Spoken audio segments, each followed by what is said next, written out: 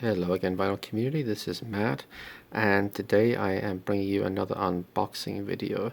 Last Friday I unboxed the new amplifier that I got. That was the Pioneer SA510, and today in the mail I just got the new cassette deck. So it's going to be a fond farewell, hopefully, to the Kenwood KX620, which is right here. This guy right here, and you know, it served me reasonably well, but it started to have issues. I mentioned in a previous video that there's an issue with the right channel. After you've played it for a little while, the right VU meter will peg all the way at max, and there's a humming sound as well when that happens. The only way I can rectify it is to put a blank cassette in the deck and put it on record. And again, I mentioned this before, but I've learned since that some of the various electronics, some of the circuitry all went through the same path or the same circuit as the record on some of these Kenwood models, which is kind of curious, but it does explain why that fixes it. The other issue is that it definitely needs a new belt. It doesn't rewind very well, and that would be a pretty simple job, but yeah, fixing the VU meter humming issue, that would be a different matter entirely, I think. So as I was switching over to Pioneer anyway, this is the SA510 that I just got last week. So we're gonna replace the cassette deck today too. So let's go into the dining room. Let's set it up on the table. And, okay, so we're ready to unbox. This just came in the mail today. I thought it was going to be the tuner because the tuner was getting pretty close. I was tracking it, and it got to a city pretty close to me, but it's since moved on to a different city, I guess. Hopefully I'll get that tomorrow. When I looked on eBay to see what was delivered today, it showed that the cassette deck had been delivered, so I thought, oh, that's kind of cool. I mean, this is definitely the main thing I wanted compared to the tuner anyway. This is supposed to be fully reserviced, or fully serviced, fully I don't know if refurbish is maybe too strong of a word, but the listing said it had been serviced anyway, and it should be a Pioneer CT-F555, which would have been one of the fairly early tape decks to support metal tapes. Now I don't actually have any metal tapes, so I'm not going to be able to test it too easily. I keep looking on eBay to buy one, try to pick one up on the cheap, but they're really expensive. I mean, just to buy one with shipping, you're looking at a minimum of $10, more likely more like 15 at least. And it's kind of crazy the prices they go for. I know the quality's meant to be better, but I will go and pick one up at some point because I'm curious to know how much better it will be than a Type 2 cassette. I guess we'll find out. But yeah, this CT-F555, it's part of the Blue Line series by Pioneer from the very early 80s. The SA10 amp is from 1980. The cassette deck should be from 1982.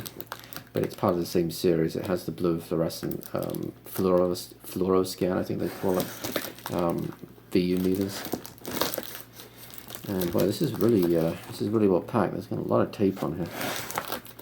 Just trying to get through it. There we go. Now we're getting somewhere.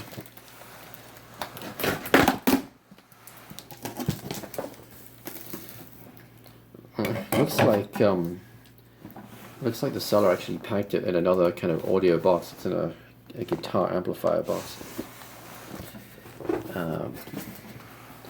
So I'm hoping that they deal with audio equipment quite a lot and that it's well packed. The fact that they either had this service or they serviced it themselves, I'm hoping that bodes well.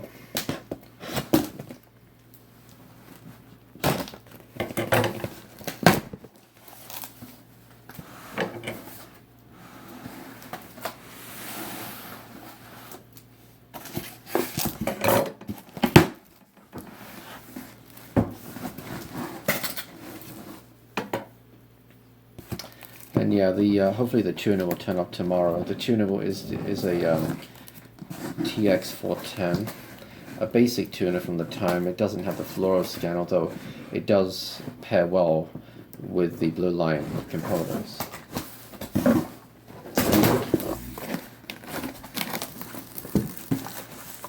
So at first glance, it looks like it's pretty well packed. There's a lot of bubble wrap in here. So that's always a good sign. Okay. I'm going to try to let this out.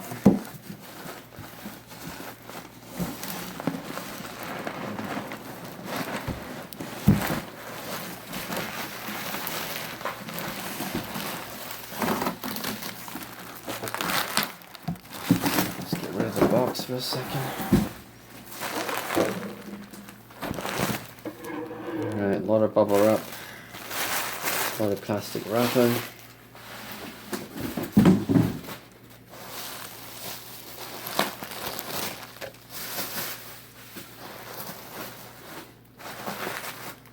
Now, one thing that's going to be interesting is that with the Kenwood setup, I had the tuner on the second level of my rack. I'm not sure if I want to keep it that way. I might want the cassette to be on the second level, so it's going to be a little bit interesting to see how we do that. I might have to pull the Kenwood tuner out tonight.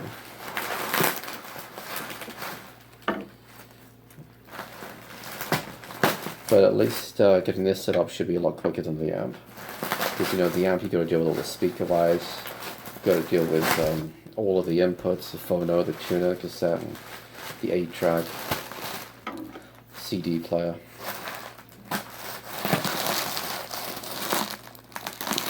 Another nice thing about this model of cassette deck is that it should be fully electronic. The Kenwood KX20 is still quite mechanical. All of the play buttons, the rewind and so on, it's all mechanical, but this should all be electronic. Alright, we're getting there. We're getting there.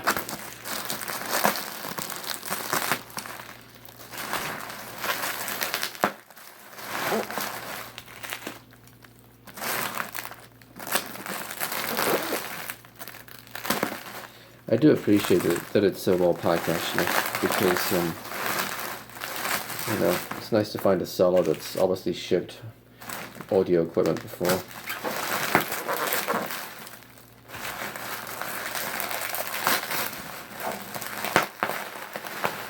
Okay, it's looking pretty good so far.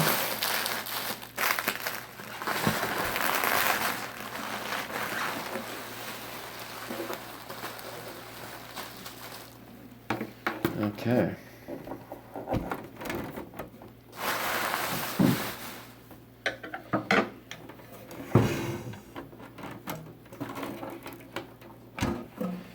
Okay, yeah, I'm liking what I see. Let me turn it around so you guys can see it. And let's lower this just a little bit, make it a bit easier. There we go. Okay. Alright. So this is the CT-F555. Looks very nice. Again, it's in very nice condition from what I can tell. A couple of very minor little marks on the top. No biggie though.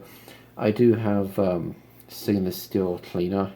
They're like cleaning cloths. You know, they come pre-wet in some kind of fluid. I think they're really meant for refrigerators, but they seem to work pretty well on vintage hi-fi gear. So this, of course, will be the fluoro scan, the digital blue VU meters. Eject, okay. Eject worked nicely, and then we have all of the touch controls at the front here. So I'm gonna go and set this up. Pull out the Kenwood, put in the Pioneer, and we'll be back in a few. So hey, it's working. I'm kind of sweating because honestly that was such an unbelievable freaking hassle. It was more hassle than the amp was last week.